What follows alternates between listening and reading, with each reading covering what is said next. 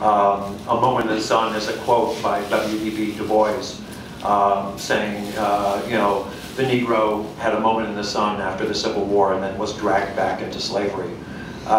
Which is not something that you really hear much in history, that there was this little almost golden age when you know, women couldn't vote at all, but black men could vote, and were voting 90% or more of the black men in these towns would be voting. And then it was just snatched away.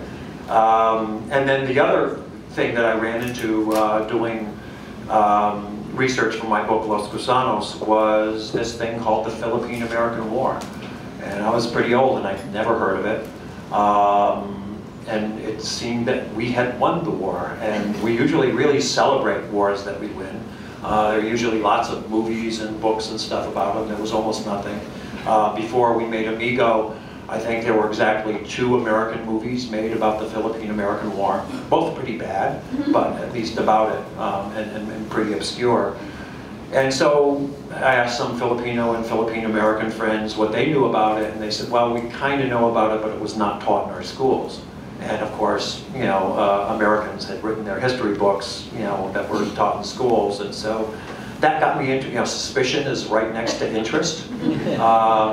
And then one thing leads to another. You know, you start writing, and I've written things where I've gotten a certain, you know, amount in it. So this isn't working, there's not enough here, and I put them aside, and sometimes I come back to them and finish them, and sometimes I don't. This book started as a screenplay that only dealt with a character named Royal Scott, who's an African-American guy in the 25th Infantry, who ends up from Wilmington, who while he's fighting in Cuba and the Philippines, is having all his rights taken away from him back home. And then it was just clear we were never going to be able to raise the money to make that particular movie. And so it sat for 5 or 6 years, and then when I got the idea of maybe making it into a novel, I was able to expand it. Rather than try to cram a lot of information into a 2-hour movie, I just felt like, oh, with a novel I could have some other characters, and it just got bigger and bigger. Yes? There are exactly 2 shelves here in Powell's devoted to the Philippines, I can show. Mm-hmm. Just 2 shelves. That's more shelves than any other bookstore in America. How did you happen to focus in on Amigos? Yeah, you know, Amigo came after I had written the first draft of this novel. I was in the Philippines. We were traveling around with Joel Torre, who's a very well-known actor there, looking at some of the places I had written about but hadn't actually seen or paid enough attention to so that I could describe them better. And we started talking about the Philippine film industry, and I realized, you know, we have just enough money to make like a micro-history based on some of the same history. I think the interesting thing for me is, although we in the United States had done things that were imperialist before, you know, wiping out Indian nations and moving westward and taking the top chunk of Mexico off, we hadn't really proudly called ourselves imperialists before. We thought of ourselves as anti-imperialists.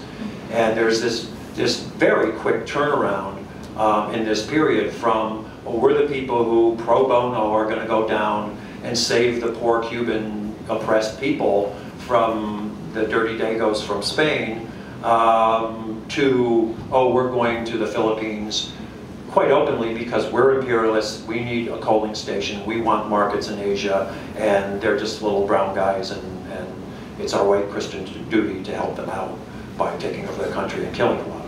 Was Stanley Karnoff a consultant? Did you have any input? No, you know, I read, there's probably a good half dozen overviews. A couple have been written recently. There's a bunch of good Filipino historians who I read.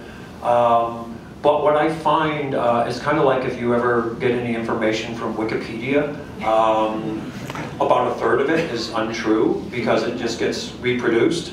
And that's true of historians as well. So with those historians, you try to track it back to the source. So I read a lot of newspapers from the time. I speak Spanish and read Spanish, so I read, you know, Filipino documents because the educated Filipinos were speaking Spanish and writing in it, and the Spaniards who were in Manila were writing in it. Found a lot of letters home, letters to the African-American newspapers at the time from guys that were stationed in Cuba or the Philippines.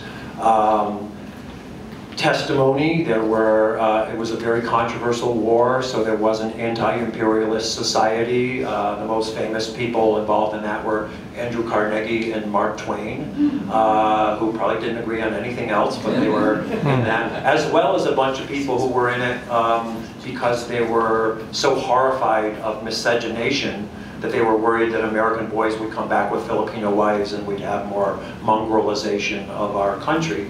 And so it was these arch segregationists with some people who just thought we're supposed to be anti-imperialist.